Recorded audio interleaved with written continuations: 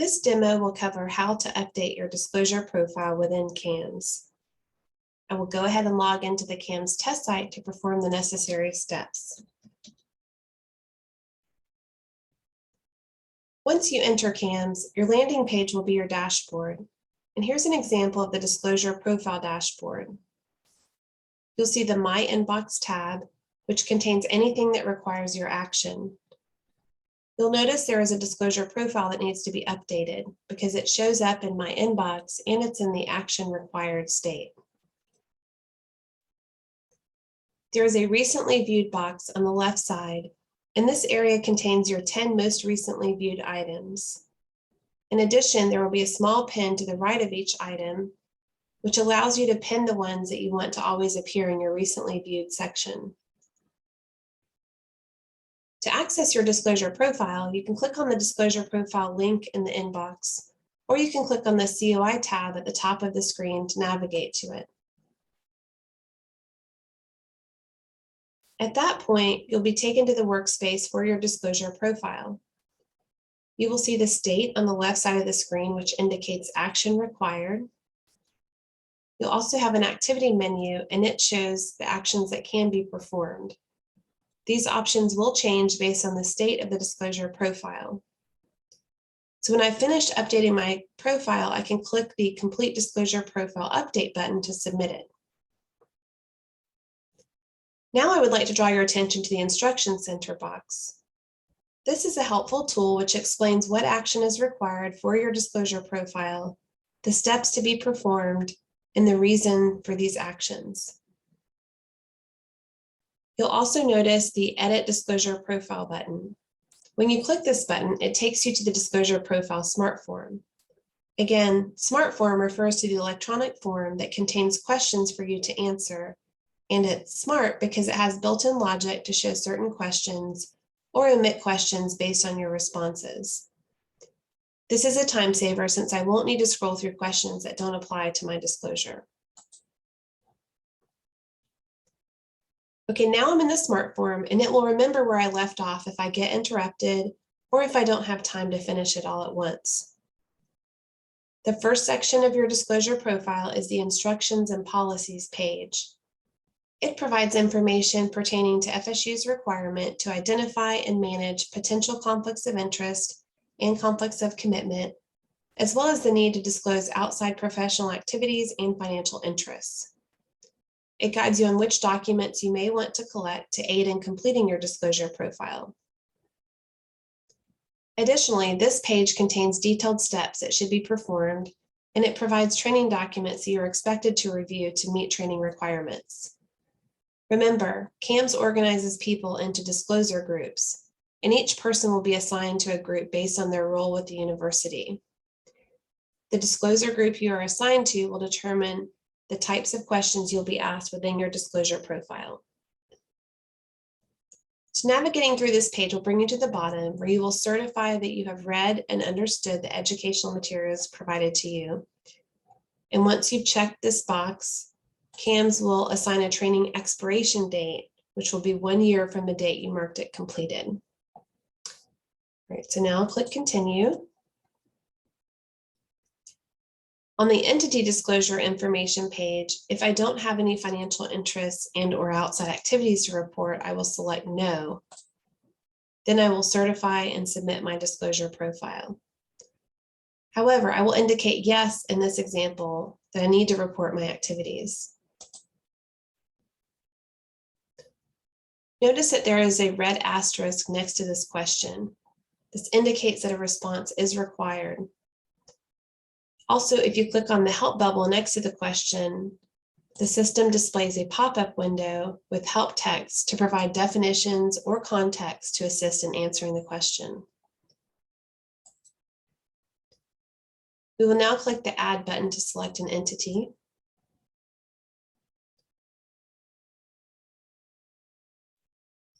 On the first question, we'll need to list the entities, so you can use the pick list to select one by clicking the ellipsis, which will display preloaded entities.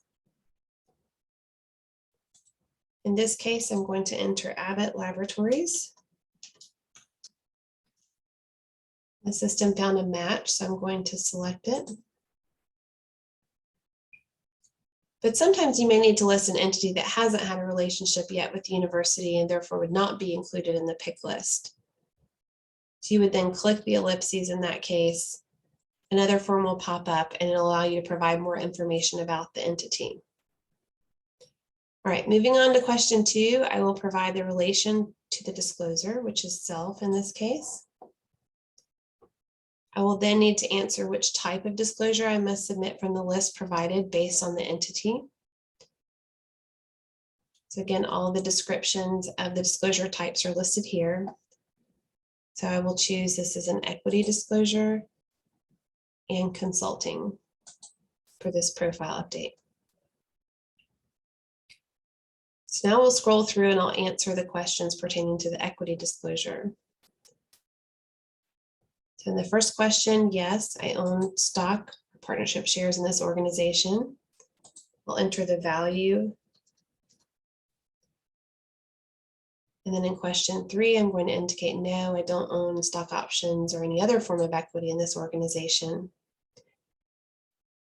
And then for question 4, I'll enter some optional information that I own 20% of the company's outstanding interests. And then I could, in question 5, add additional information to help clarify this disclosure. Or I could, in question 6, update any supporting documents.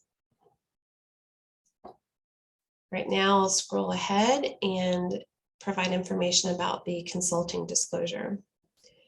So looking back over the past 12 months, I'm going to report that my estimated compensation was $8,500. And then when I get to question 2, an approximate number of days you spend on this activity, I might need a little clarification. So I'm going to click on the help bubble here. And after reading this, I will enter 17 days that I spent on this activity over the past 12 months. And then in question 3, I can enter additional information if I choose. Or in question 4, I could attach supporting documentation. So in this example, I could attach my consulting agreement. All right, I'm going to click OK. And now the information I've added is populated within my disclosure right here. All right, I'll click continue. So once you've answered all the questions, you'll advance to the complete disclosure profile page. And it instructs you to click the complete disclosure profile button. And when you do, the system will go through the entire smart form and check to ensure all required questions have been answered. And if all have been answered appropriately, then it will ask you to certify that your disclosure is accurate and current.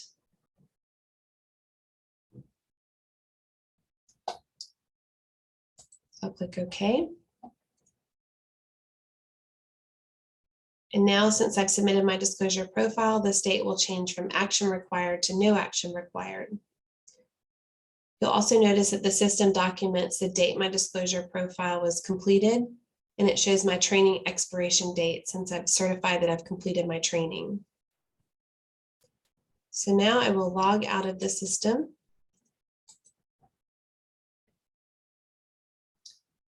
And time has passed, and I need to update my disclosure profile since my spouse has acquired ownership in a startup company.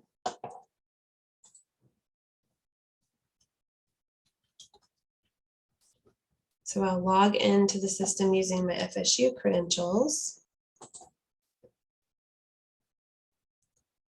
I'll then navigate to the COI tab and click on it. And from that point, I can click Edit Disclosure Profile to update my disclosure to account for the new ownership interest. All right, so yes, I have financial interest to report. And I'll click Add to document the entity name.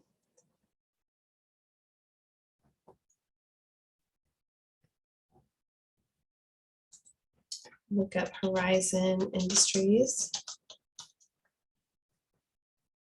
And there's no match. So I'll need to manually add this information.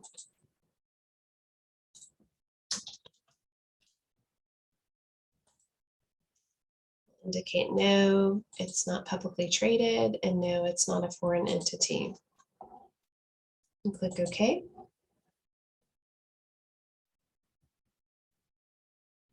And then for this disclosure, the relation is spouse.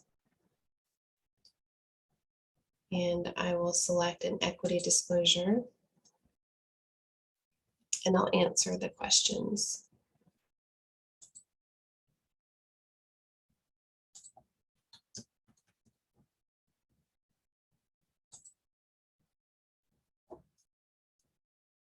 And I have no additional information to add, so I'll click OK. And the additional disclosure populates here in my disclosure profile. So now I'll click Continue.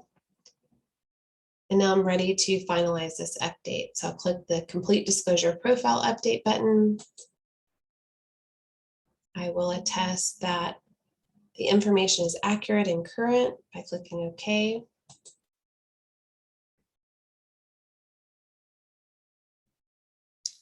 And now the information appears here in my disclosure, and it shows that I've completed my profile update.